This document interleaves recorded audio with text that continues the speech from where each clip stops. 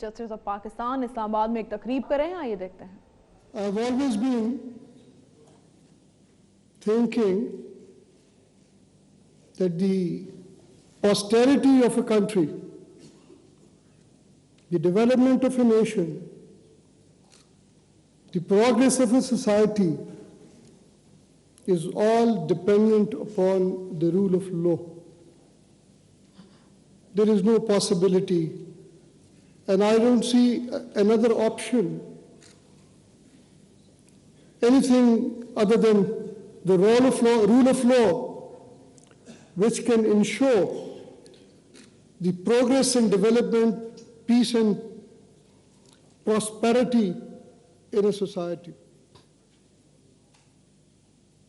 Leaving apart the criminal, civil, the peace and tranquility to the society undoubtedly is the criminal justice system of any country. In May, perhaps,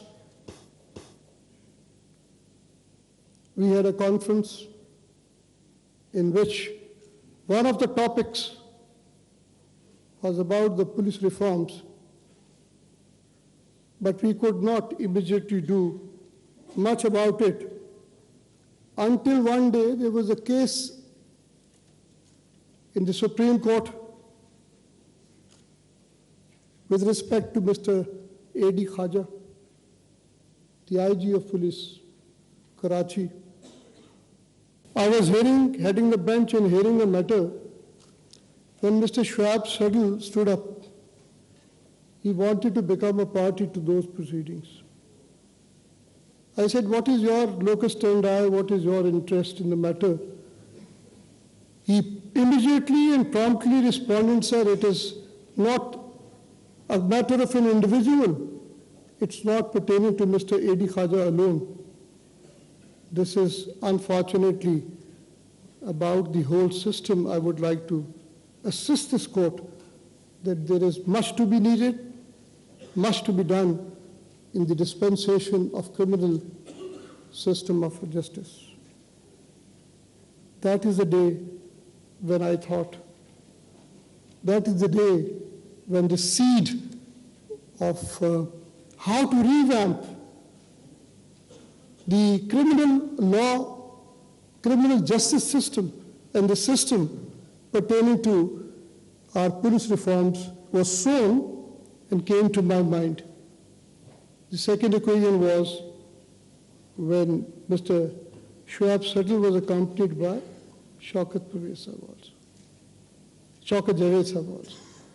So this is how we started on thinking, and ultimately we were able to collect a team of experts, real learned, knowledgeable people with dedication, passion, with honesty of purpose, those who got together, and we all decided that we must pay back our posterity what is the requirement, what is the need of the day.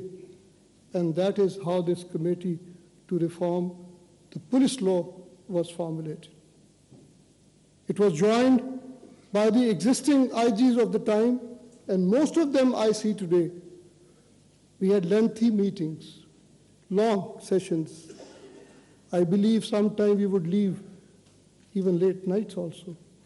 But let me share with you, gentlemen, ladies and gentlemen, that all these, I would say, great people, they have been coming at their own expense, staying at their own expense, working day and night to revamp the system, revamp the law, revamp the reform in Pakistan.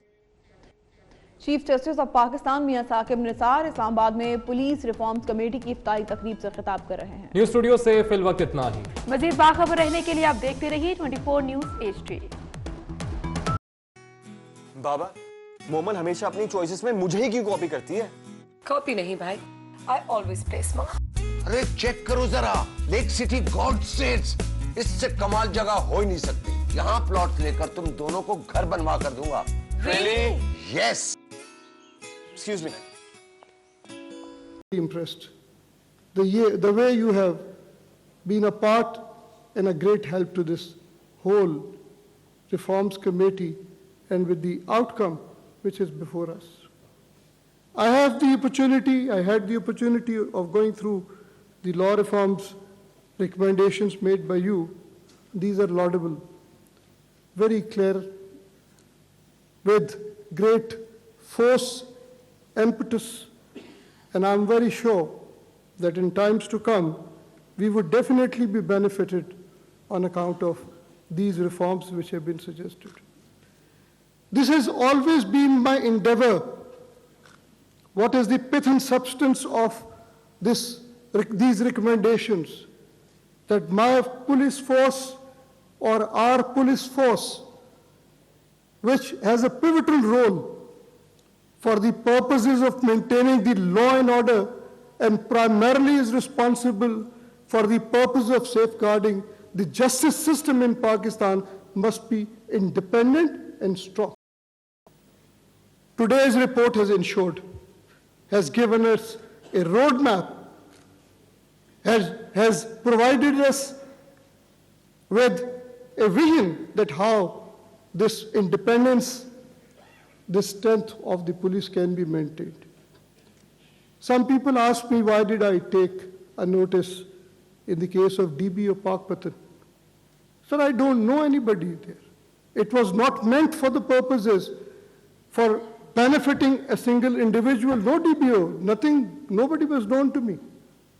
It was only for the reason that a DBO was asked to explain to a civilian that he should explain his position, which I thought would be downgrading the status of the police.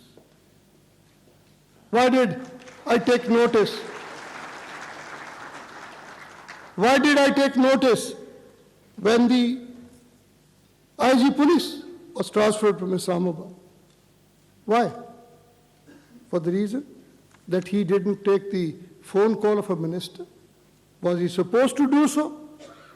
And if he did, was it such a great sin on part of, or a fault on part of the IG of the police that he should face the transfer? I ensured that this should not happen. He got transferred respectfully, Mr. Jan Mohammed, where you are. He got transferred respectfully, but not on the basis of the, and that is what I wanted to strengthen.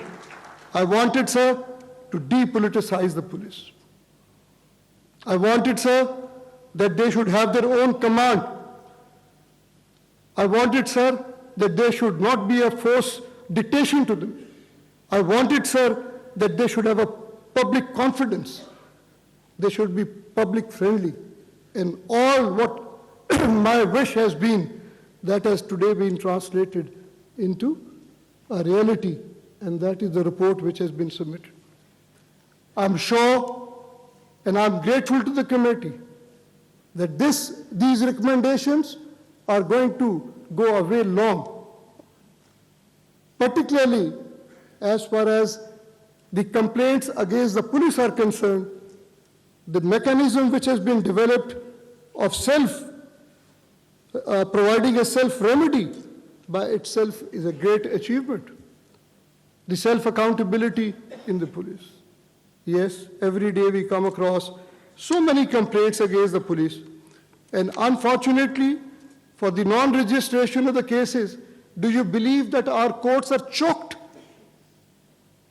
We are paralyzed for handling these 22A petitions every day. Not only the courts, the district judiciary, but also our superior courts, which prevents the courts from dealing with very serious and important constitutional and the matters pertaining to civil and the commercial law. I'm very sure this system which has been now provided, which has been supervised, scrutinized by the Pakistan's best criminal judge, Justice Asif Saeed Khan Khosa and Malik Manzoor Sahib, that this is going to serve and lessen the burden on our judicial system, and the process of accountability shall improve. Let me make some general comments about what the Pakistan administrative setup has been and what should be done about it.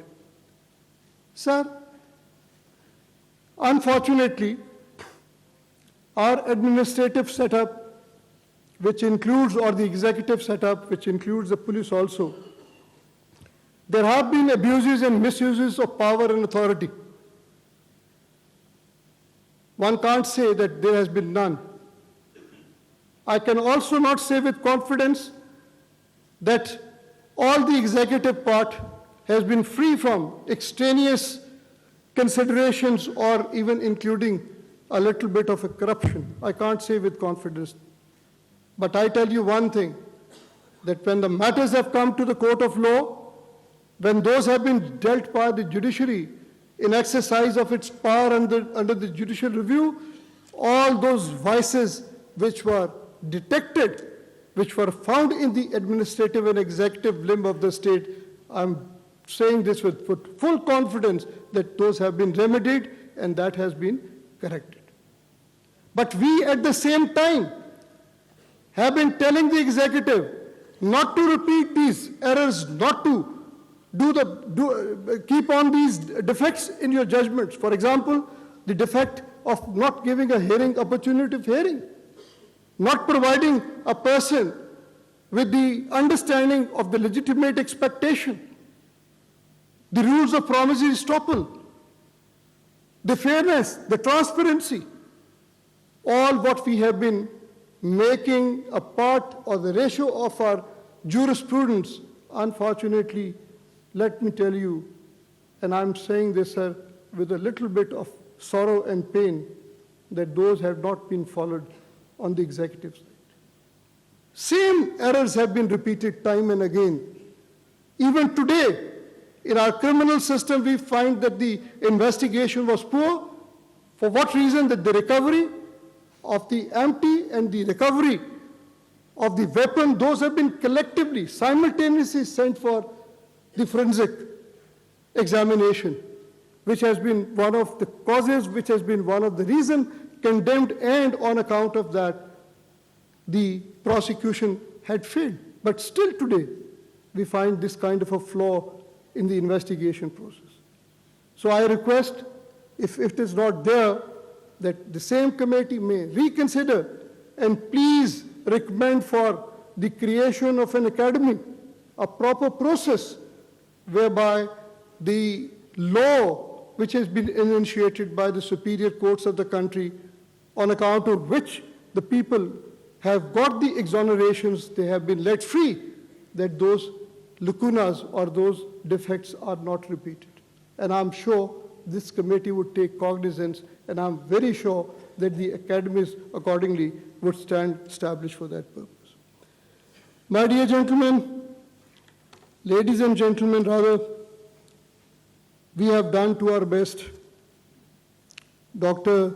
Rahim had yet still been telling you about how many matters had been taken cognizance, how many committees had been created at the level of the Law and Justice Commission. This is a humble contribution which the judiciary could make. There has been acquisition on me particularly. I think I don't need to give explanation, but I must tell you, I was reading in the court today to the gentleman the provisions of Article 199, which requires us that we can pass and we should pass. This is our duty. Pass the orders where the law is not being followed. If there are emissaries in the health sector, when the health sector is not being run in an efficient manner, and if the court, for the purposes of enforcing the fundamental right of life, has given the guidelines to do the needful, I don't think, in my personal view, sir, this could be considered by any means to be something in excess of the jurisdiction of the court. If we have for the creation of the dam, it was the duty of the government, duty of the executive to do. And for the last 40 years, Unfortunately, there have been either a long slumber or omission, for whatever reasons may be, that the dam was not being constructed, and today it is acknowledged openly by the chief executive of the country that we would be short of water by 2025. What a time is left to us. Who's to account for these 40 years? And if we have passed the directions, is it in excess of the jurisdiction conferred upon the Superior Court of the country under Article 184(3) or under Article 199? I'm leaving this question for you to ponder, sir, and for you to answer. My understanding has been that whatever order we have passed has been to make up the omissions which were there for the exercise of proper authority, state authority. It is for the people to judge, but the intent behind all these actions has been bona fide, with the honesty of purpose. We have never tried to encroach upon the jurisdiction of any other limb of the state. If there has been the judicial activism, we have also kept in mind very clearly the principles of judicial restraint as well. And I am grateful to the Allah Almighty that in last few years' time, this judiciary, mashallah, mashallah, has developed the confidence of the people of Pakistan. If you want to look at the confidence,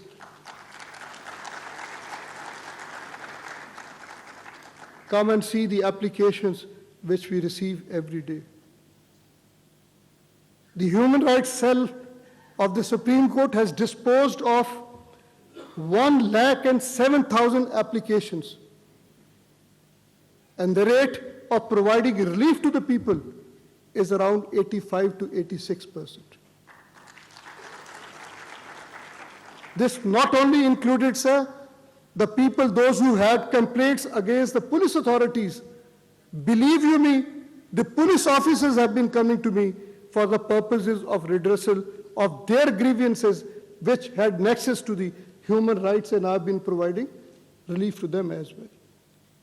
This is what I and my team, my brothers, those who have been with me on my bench, very earnestly and honestly tried our duty, to perform our duty.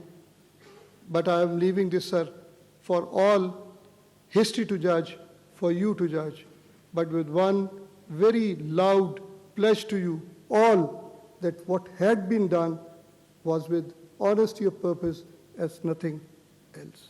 I pray again that the legal reform, the police reforms which have been suggested and recommended are implemented in letter and spirit, because it is my experience that we do make up good models, we do make good models, but it is only the implementation part which becomes a hinder, and it flops the good recommendations also.